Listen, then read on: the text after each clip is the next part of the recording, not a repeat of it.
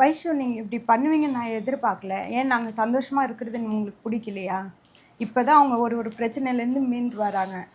ஏன் இந்த டைமில் நீங்கள் இப்படி பண்ணீங்கன்னா என்ன ஆகுறது சொல்லுங்கள் பார்க்கலாம். எங்களால் வெளியே தள்ள காட்ட முடியல. நீங்கள் ஒரு செகண்டில் இப்படி பண்ணிட்டு போயிட்டீங்க. நாளைக்கு எதாவது அவருக்கு எதாவது இது வேலை வந்துச்சுன்னா என்ன பண்ணுவீங்க? இப்போ அவருக்கு எதுவும் கிடைக்கக்கூடாதுன்னு நினைக்கிறீங்களா? எங்களுக்குள்ள பிரச்சனை வந்துன்னே இருக்கணும்னு நினைக்கிறீங்களா? தயவுசெய்து இனிமேல் அந்த மாதிரி பண்ணாதீங்க. இல்லை, இப்போவும் நீங்கள் இதை எதுக்கு பண்ணுறீங்கன்னே என்னால் கெஸ் பண்ண முடியல. இது எதுக்காக பண்ணுறீங்க? ஏன்னா வாழ்க்கையில் ஒரு நல்ல பேர் வாங்குறது ரொம்ப கஷ்டம். தொடர்ந்து என்னுடைய கடின உழைப்பினால தான் இந்த ஒரு பேர்.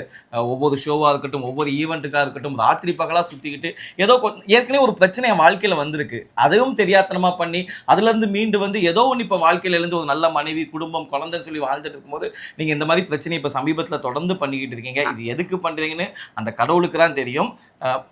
அதே மாதிரி நீங்கள் என்ன அக்கா தங்கச்சின்னு சொல்லிட்டு அவர் தங்கச்சி வாழ்க்கையை நீங்கள் இப்படி கெடுக்குறீங்களா? அவங்களுக்கு மனசாட்சி வேணாங்களா?